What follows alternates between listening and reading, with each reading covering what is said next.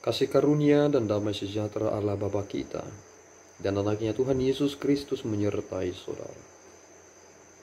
Amin. Shalom saudaraku yang terkasih, di dalam nama Tuhan Yesus Kristus senang bisa menyapa saudara di tempat saudara berada hari ini. Dalam dimensi yang berbeda tetapi dalam dunia yang sama. Sebagai insan yang diciptakan untuk Tuhan, sebelum melakukan rangkaian aktivitas kita pada hari ini, marilah kita mengawalinya dengan mendengarkan firman Tuhan.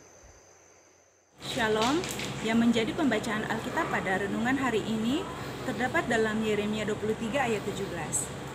Ah, Tuhan Allah, sesungguhnya Engkaulah yang telah menjadikan langit dan bumi dengan kekuatan-Mu yang besar dan dengan lengan-Mu yang terentang.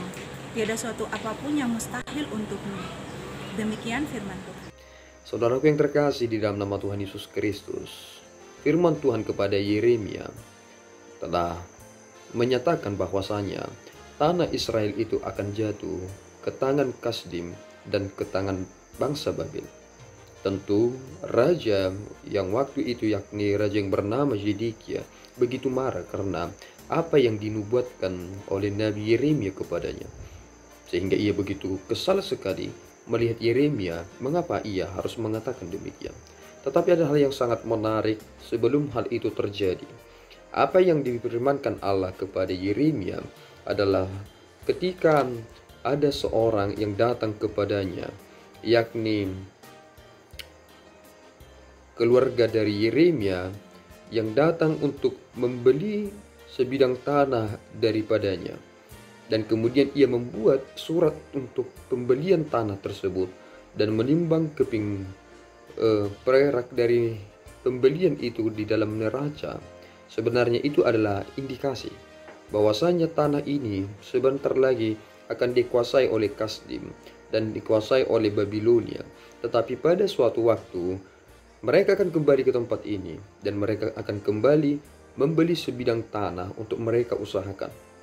Hal ini menyeratkan kepada orang-orang Israel ini bahwasanya Tuhan tidak hanya menjatuhkan hukuman kepada mereka, tetapi Tuhan juga merencanakan pemulihan bagi mereka. Itulah kemahakuasaan Allah yang kita tidak dapat selami pikiran-pikiran Allah tersebut. Itu mengapa Yeremia mengatakan, Tuhan Allah, sesungguhnya Engkaulah yang telah menjadikan langit dan bumi dengan kekuatan-Mu yang besar dan dengan lengan-Mu yang terentang. Tiada suatu apapun yang mustahil bagimu. Artinya jika Tuhan menginginkan sesuatu hal harus terjadi, maka itu akan terjadi. Oleh karena itu saudaraku yang terkasih di dalam nama Tuhan Yesus Kristus, apa yang hendak kita pikirkan dari nats ini? Pertama sekali adalah jangan pernah menimbulkan rasa sakit hati bagi Tuhan Allahmu. Yang kedua, mengertilah bahwasanya kita memiliki kesempatan yang baik pada hari ini. Dan yang ketiga adalah Tuhan tidak langsung menghukum seseorang itu tanpa memberi anugerah. Bahwasanya dalam perikop ini kita menyadari satu hal. Ketika murka Allah terjadi atas bangsa Israel, Tuhan juga memberikan janji pemulihan kepada mereka, bahwasanya mereka akan kembali ke tanah ini. Artinya, apa yang dilakukan Tuhan bagi saudara adalah hal yang terbaik. Oleh karena itu, saudara tidak perlu mengintervensi atau saudara meragukan kuasa Allah. Sebab Allah tahu apa yang terbaik bagi saudara. Jika mungkin hal ini kita harus hadapi seperti bangsa Israel, nampaknya kita mengalami masa di mana kita sepertinya terbuang, mengalami masalah-masalah yang terberat. Saudara harus mengingat satu hal. Itu harus mempertajam iman saudara. Itu harus mempertajam pengharapan saudara. Dan itu harus mempertajam kasih saudara kepada Allah.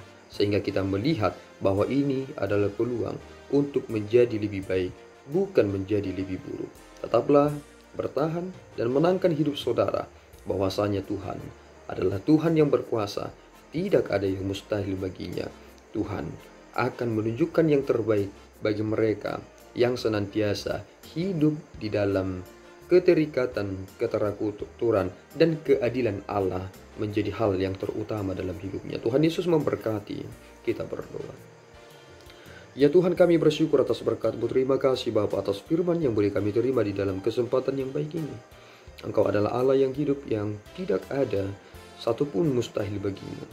Engkau telah menyatakan itu kepada bangsa Israel lewat hamba-Mu Yeremia, bahwa Tuhan merencanakan kejatuhan bangsa Israel itu, dan Raja Zedekia mengetahui itu.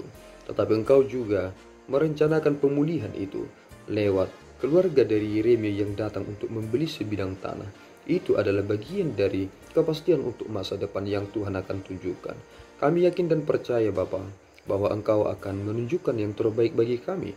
Izinkanlah kami hidup seturut dengan kehendak-Mu, dan meyakinkan hidup kami akan aman di dalam tangan-Mu. Terpuji nama-Mu Bapa di dalam Yesus. Kami telah berdoa dan mengucap syukur.